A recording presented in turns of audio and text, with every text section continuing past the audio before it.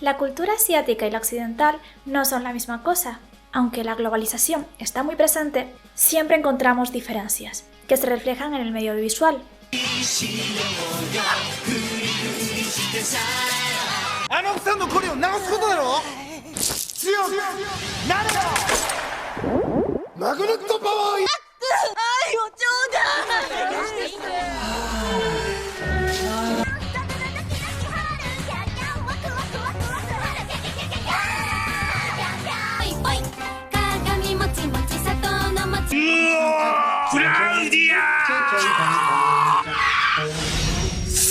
Hay una serie de animación japonesa en Netflix en la que hablan de determinados aspectos de la cultura japonesa de una forma cómica. Pues una amiga vio esa serie y dijo que no le gustó nada, que tenía algunos aspectos machistas y que le repelía y no podía tolerar semejante imagen. En dicha serie la protagonista quería casarse para dejar su aburrido trabajo de oficina y por fin ser ama de casa. Cuando vemos una película de otra cultura, tenemos que estar un poco abiertos de mente, que podemos estar más o menos de acuerdo con esas ideas a nivel de moralidad, pero si por un momento olvidamos eso y miramos todo el contenido, después podremos tener una opinión más amplia del producto final, con sus más y sus menos, con sus de acuerdo y no de acuerdo, pero si directamente tachamos esto, nos estaremos perdiendo muchísimas cosas. Hoy voy a hablaros un poco del cine japonés, concretamente del cine de samuráis, con una película muy conocida de Kurosawa, Rashomon. ¡Vamos allá! Para entender un poquito el cine asiático deberíamos empezar hablando del teatro, y para ser más exactos, de dos modalidades de teatro, el kabuki y el no. Empecemos por el no, que es el más antiguo, data del siglo XIV, y estaba destinado a gente culta y venerada. Los temas principales tratados en este teatro son sobre todo el mundo sobrenatural, con dioses y espíritus, el mundo de los samuráis, mujeres con ropas elegantes, y el mundo de las criaturas monstruosas y demonios. A veces estas categorías se entremezclan. El ritmo suele ser pausado. Las representaciones se hacen sin apenas decoración, salvo alguna pintura, frecuentemente un árbol, sobre un panel de madera colocado al fondo. La música tiene un valor fundamental y muchas veces se ven los músicos al final del escenario. El teatro kabuki nació en el siglo XVII. Inicialmente era diferente al kabuki de hoy. Estaba destinado al pueblo y trataban de temas de la vida cotidiana. En un primer momento, todos los que actuaban en este teatro eran mujeres. Posteriormente fue prohibido que las mujeres actuaran y en su lugar solo pusieron hombres, incluso para los papeles femeninos. Poco a poco la danza fue algo crucial en los espectáculos y habían cosas muy curiosas, como que en algunos momentos los personajes hacían poses para establecer el papel que tenían en la obra.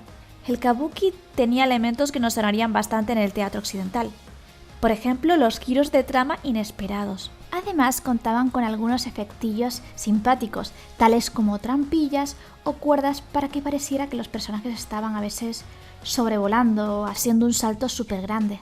Pues a partir del teatro kabuki se hizo otro estilo de teatro, el Shinkoku Heki.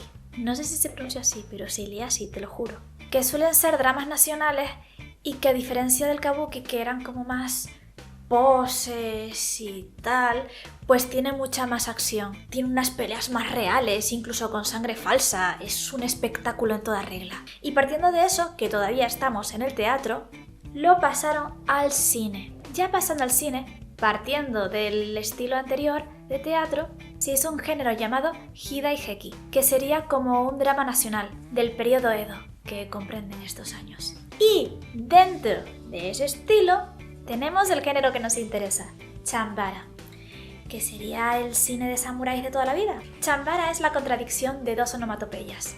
Chan-chan, que es el de las espadas cuando se están chocando, y bara-bara, que es el sonido de la carne despedazándose. En las épocas del cine mudo usaban los benshis, que eran unos narradores que te iban contando toda la historia. Por desgracia no se conservan demasiadas de esas películas. Los motivos son dos: el terremoto de 1923 y los bombardeos de la Segunda Guerra Mundial. Durante años posteriores hubo mucha censura.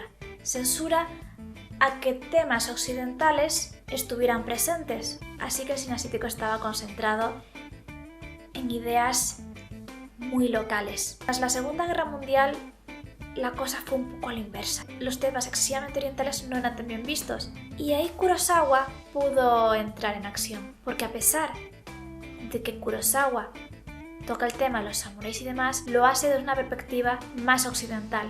Sus narrativas, sus códigos audiovisuales e incluso aunque meta determinados temas moralistas de la cultura oriental, eran mucho más asimilables para la cultura occidental. Y eso hizo que se le abrieran puertas, cosa que no podría haber hecho antes, que Kurosawa era criticado por usar códigos occidentales en su cine. Lo interesante es que el cine oriental se abrió a Occidente, y el cine de samuráis tuvo muchas influencias a directores posteriores. De hecho, incluso Star Wars se inspiró ligeramente en las películas de samuráis.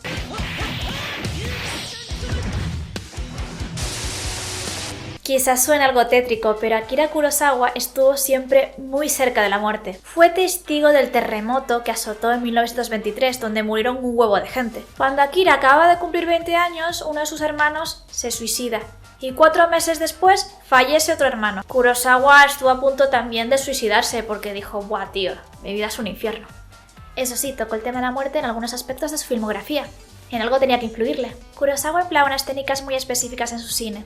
Intentaba no grabar demasiado cerca de los actores, para así conseguir unas mejores interpretaciones, según él.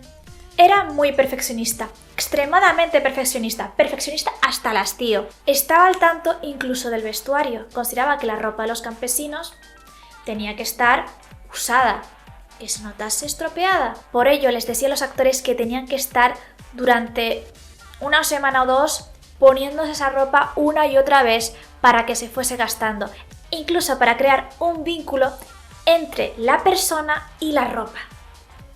Otra peculiaridad de Kurosawa es que le encantaban los elementos meteorológicos en sus películas, para darle un aspecto simbólico.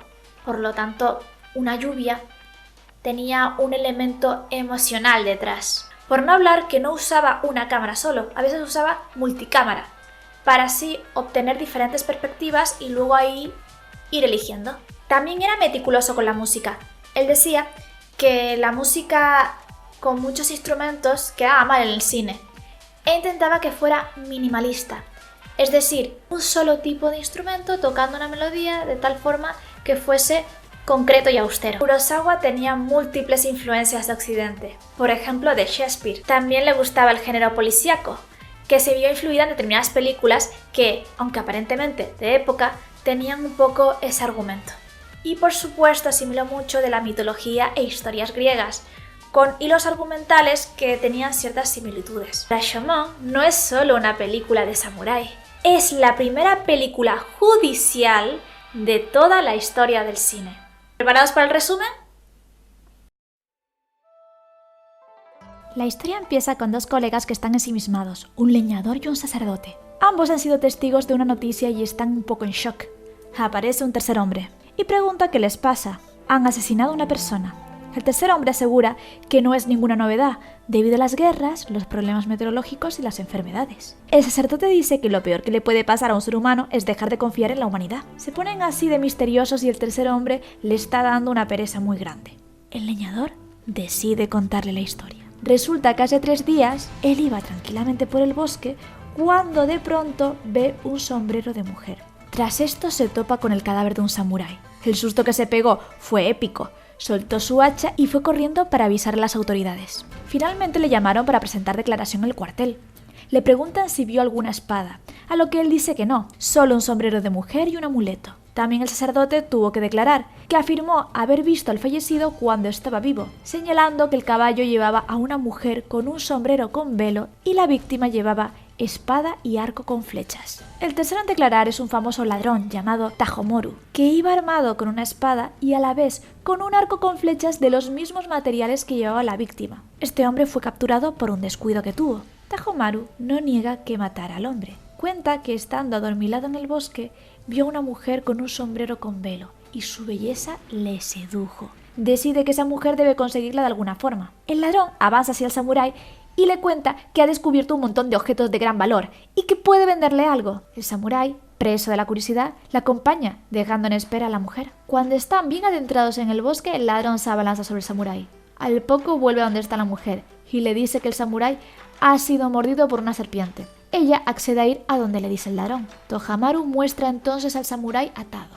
Ella reacciona enfrentándose a él con una daga y huyendo de él a partes iguales. Él estaba súper impresionado por la fortaleza de la joven. Finalmente, cansada, ella se desploma, llorando. Él la acaba besando y ella deja de resistirse, afirmando que consiguió a la chica sin matar al hombre. Cuando digo conseguir a la chica no me refiero a amor eterno y un planazo romántico. No, hablando en plata. Sexo. Así que cuando el ladrón hace amago de irse después de haber conseguido lo que quería, ella dice que el ladrón y el marido deben enfrentarse a un duelo y ella irse con el que gane. Pues culturalmente, una mujer que ya ha tenido sexo con 2 hombres implica la muerte y el deshonor para ella. A pesar de que, bueno, no tenía ya muchas opciones que digamos. Pero sin meternos en este punto, el ladrón accede, desata al samurái y combate. El ladrón gana.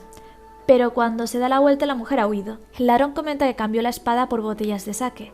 Sin embargo, ni idea de la daga de la mujer. Y eso que tenía diamantes. Volviendo a la puerta de Rashomon, el tercer hombre se pregunta qué fue de la mujer. Al parecer la encontraron en un templo, 2 días después. La versión de la mujer es diferente. Aparentemente no parecía tan fuerte como había descrito el ladrón. Ella dice que tras sentirse obligada a entregarse al ladrón, se fue victorioso, riéndose. Ella fue hacia su marido, pero la mira con una mezcla de indiferencia y repugnancia. Agobiada por la situación, desata al hombre y pide que sea matada para preservar lo poco que le queda de honor. Al no hacer absolutamente nada al marido, pero cuando digo nada es nada, ahí como si fuera un poste, la mujer se desmaya de agobio. Al despertar, su marido yacía muerto, con la espada clavada en el pecho. Desorientada, empezó a correr, fuera de sí. Además de esta versión, tenemos una versión más, la del propio hombre muerto. ¿Cómo? Pues a través de una medium. Según cuenta el supuesto muerto a través de la medium, el ladrón, tras quedarse satisfecho con la mujer, ella ruega que mate a su marido, pues al perder su pureza el marido es una amenaza para ella, rogando al ladrón que huyan juntos. El ladrón se dirigió al samurái y le preguntó si la mataba o la dejaba viva, porque al ladrón le pareció un gesto muy feo por parte de la mujer. En mitad de todo esto, ella huye. El ladrón corta las cuerdas del samurái y también se va, dejando al samurái solo. Así pues, el samurái decide suicidarse con la daga de la mujer. El leñador afirma que esto también es una mentira, porque la herida del samurái no era de daga, sino de espada.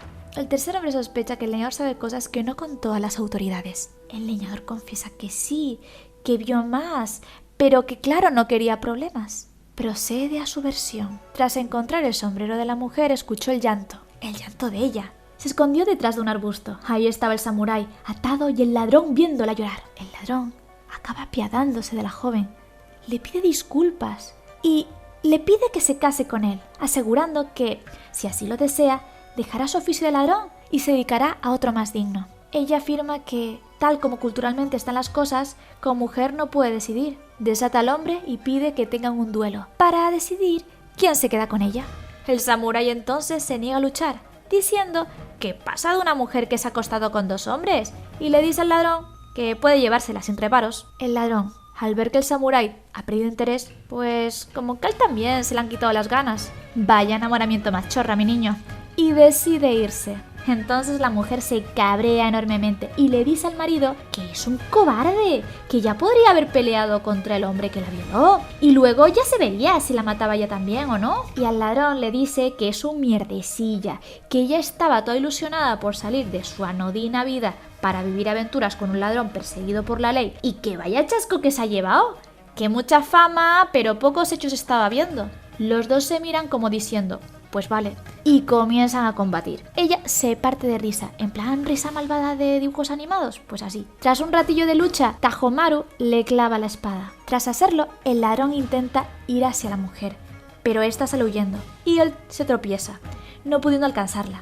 Tras coger algunas pertenencias del samurái, el ladrón se marcha. El tercer hombre admite que su versión es la más creíble, aunque hay cosas que tampoco le cuadran del todo. Se escucha a un niño llorar, envuelto en un kimono. De repente, así. El tercer hombre intenta hacerse con el kimono, pero el sacerdote y el leñador le echan la bronca. ¡Que vaya desfachatez! Robarle las pertenencias a un pobre bebé que está abandonado. El hombre le dice al leñador que fijo que el leñador es un ladrón también, porque está seguro que este hombre robó la daga a la mujer para sacarse una tajada y que por eso no dijo nada a las autoridades. Al no responder el leñador, queda en evidencia. El hombre se marcha, quedándose el sacerdote, el leñador y el bebé. El bebé rompe a llorar de nuevo y el leñador se acerca. El sacerdote duda de él, pero el leñador insiste que lo criará, que aunque tenga ya 6 hijos, pues uno más tampoco va a ser tanto problema. Y que a pesar de que en el caso de la daga obró mal, pues que pueda hacerlo bien esta vez. El leñador se lleva al bebé. Y nosotros, como espectadores, no nos queda otra cosa que confiar en el leñador. Confiar de que efectivamente hará lo mejor para el pequeño. Rashomon es una historia que está basada en 2 cuentitos. Los 2 cuentos son uno llamado Rashomon como la peli y otro llamado En el bosque. Podríamos decir que En el bosque tiene más elementos que coinciden con el argumento de la peli. En el relato de Rashomon trata de un hombre que en el pórtico de Rashomon es la principal puerta de acceso a Kioto, mientras se resguardaba de la lluvia, se debatía tras perder su empleo y no conseguir otro, si debía morir de hambre siendo honrado o era mejor convertirse en ladrón, perdiendo su dignidad pero sobreviviendo. En este relato no se ve demasiado del Rashomon cinematográfico, salvo quizás ciertas dudas morales planteadas por los personajes al principio y al final del relato. En el bosque, en cambio, guarda una relación algo más clara con el argumento, exceptuando el principio y el final del film. Ocurre un crimen en el bosque y varias personas dan una versión de dicho crimen, pero a diferencia de la película, todos afirman ser culpables por uno u otro motivo. No obstante, ciertas versiones del relato se parecen en muchos aspectos a las contadas en la película. A la hora de intentar producir Rashomon, a Kurosawa le costó bastante, y esto se debe a que los productores no entendían el guión, les parecía raro. No llegaban a entender siquiera el hecho de que todas las personas dijeran cada una verdad diferente, a pesar de que ahora podríamos verlo tan claro. Kurosawa decía, porque cada persona tiene su verdad. Eso nos hace ver que no siempre existen conceptos fáciles de base, sino que a veces son conceptos que estamos más familiarizados culturalmente. ¿Os gustó el happy end de esta película? Pues a mucha gente no le gustó para nada. Querían un final triste. Les pareció que ese cambio radical, reflexivo y tal, con de repente que apareciera un niño y que me lo quedo y que crea la esperanza y que no, que estaba fuera de lugar. Que no gustó. Kurosawa hizo una innovación técnica en Rashomon, algo que para muchos directores de foto les parecía impensable. Grabar directamente al sol. Fue un experimento que hizo que le salió bien, pero muchos operadores de cámara no hubiesen apostado por ello ni para atrás. Marchando una de curiosidades. El agua de la lluvia, para que se viera mejor, se tiñó de negro. Truquito casero para alejar a las babosas. La sal. Al grabar las escenas del bosque se dieron cuenta de que muchísimas babosas caían de los árboles a la cabeza de los actores. Solución: llenarse de sal para alejar a las babosas. Se considera Rashomon la película que hizo que la Academia creara el premio a Mejor Película Extranjera. A la hora de guiar un tipo de movimiento, Kurosawa le dijo a Toshiro que intentase moverse como un león, que observase sus movimientos, su elegancia. Era el punto de referencia, el león. Gracias a la película Rashomon, se creó un término, el efecto Rashomon. Si lo buscamos, significa diferentes perspectivas o visiones dependiendo de la persona. Esto puede aplicarse mucho, por ejemplo, en el terreno judicial, de cómo 2 personas creen haber visto algo que no coincide. Pero claro, este término crea una diferencia con respecto a la película, porque en la película dudamos si realmente la persona cree haber visto eso o es mentira, miente a su favor sabiendo realmente lo que ha visto pero no quiere decirlo. En el término el efecto Rashomon da por sentado que la persona cree lo que está diciendo, que simplemente es como su cerebro ha modelado la realidad concorde a una perspectiva personal. De ahí viene el gran drama. No que no sepamos cuál es la verdad porque cada uno tiene su visión particular, sino hasta qué punto creer a una u otra persona si cada uno puede decir una verdad que le pueda beneficiar. El efecto Rashomon tiene un papel muy importante en la narrativa de ficción. Es lo que diferencia la primera de la tercera persona. Imaginemos este ejemplo gráfico. Tenemos a un personaje, calcetín engreído de la hostia, y en tercera persona, con una voz omnipresente, nos dice: el calcetín había matado a 1000 personas a la redonda, solo con el poder de su apestoso olor. La gente lo conocía como el calcetín engreído. En tercera persona no dudamos de la versión, y vemos que absolutamente todo puede ser cierto. Vale, pero luego está la primera persona, y aquí el propio calcetín habla. He matado a 1000 personas con mi presencia olorosa, chavales. Me suelen llamar calcetín engreído, ni idea de por qué. En este punto, al ser en primera persona, ya dudamos de la veracidad de los hechos, más cuando está presente el factor de engreído, lo que nos hace ver que su versión, más que darnos simplemente información de los hechos, nos da pistas sobre la personalidad del propio personaje y sobre su versión de la verdad, en la que sale, en este caso, favorecido. Por lo que es aún más interesante cuando una historia está contada por muchas personas diferentes. Esto ocurre, un ejemplo muy famoso que seguro que muchos están pensando, en Juego de Tronos. Y bueno, esto ha sido todo por hoy. Cualquier cosilla, un comentario y así sacamos aún más información de todo esto. ¡Adiós!